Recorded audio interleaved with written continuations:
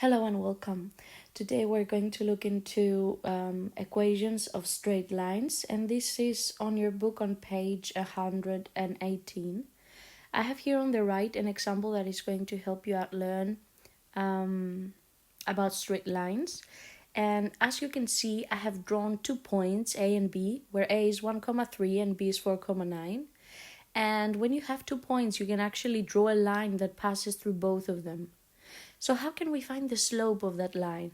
Or in other words, instead of the word slope, sometimes you can see the word gradient. And it shows how the slope or gradient shows how steep your line is. And we use the letter M very often to when we want to refer to the slope. And this is basically the difference in the y values over the difference in the x values. So if, for instance, your point A has coordinates x1, y1, and your B has coordinates x2, y2, the slope is basically defined as y2 minus y1 over x2 minus x1. So in this case, 9 minus 3 divided by 4 minus 1, which gives us 6 divided by 3, which gives us 2.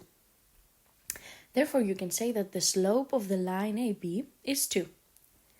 Now, when you know the slope, and you know at least one point that lies on the line, you can actually find the equation of the line. How? Let's suppose that you have a point that you know that it's a part of the line, and you also know the slope of the line. There is a formula that says if you want to find the equation of a line, you use the y minus y1 equals m times x minus x1.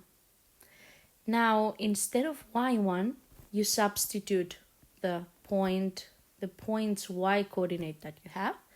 Instead of x1, you substitute the x coordinate of the point that you have. And instead of m, you substitute the slope. How does this... Yes.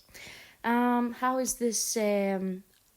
is our example now? How can we find the equation of the line?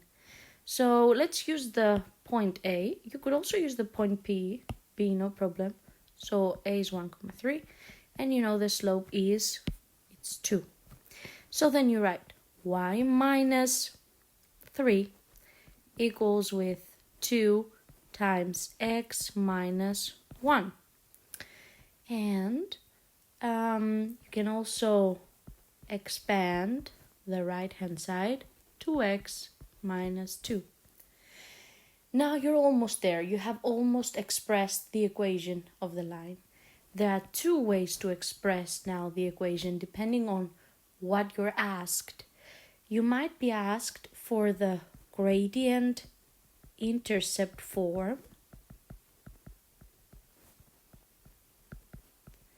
or you might be asked for the general form, to give the general form. What does this mean? In the gradient intercept form, you need to have y standing by itself on the left-hand side. So in that case, you would take that -3 and you would move it to the right, so it would become +3. You would write then y equals 2x minus 2 plus 3, or in other words, y equals 2x plus 1, and you're done. Now, why is this, as we call it, the gradient intercept form? It's because the gradient can directly be seen as the number that is in front of x, that is multiplied with x, and the intercept can be seen from the other number, that 1. Meaning that when you draw this line, suppose that you would like to draw it, so this is your y-axis and that's your x-axis, it means that the intercept on the y-axis will be 1. So you can go ahead and draw the line like this, for example. Of course, you have to make sure that the rise overrun, so the slope is 2, but for sure you know that the y-intercept will be 1. So this is the gradient intercept form. what is the general form? In the general form, you want to have all the x's and y's on the left hand side, and then on the right hand side you just want the numbers. So that would become negative 2x plus y equals to negative 2 plus 3, or in other words, negative 2x plus y equals to 1. And this is what we call the general form, where the x's and y's are on the left hand side and the constant is on the right. I have added 2 more questions.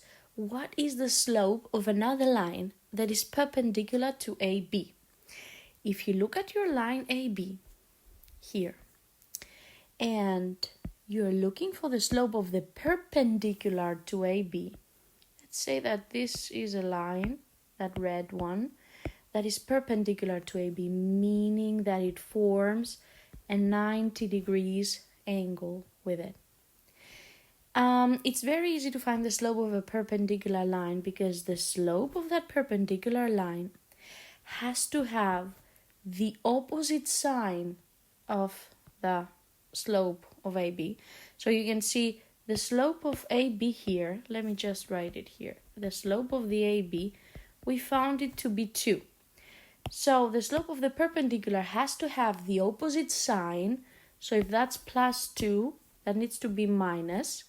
And it has to be the inverse. So you have to flip your number around. So that 2 would become 1 over 2.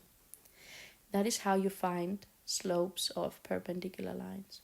So the answer to this question is that the slope of the perpendicular to AB line is minus 1 over 2. And if you're looking for the slope of a parallel line, the definition of a parallel line, let me just draw it here. Let's make it with blue. The definition of a parallel line is that parallel lines will never intersect, right? So they basically have the exact same slope. So if you had to find the slope of a parallel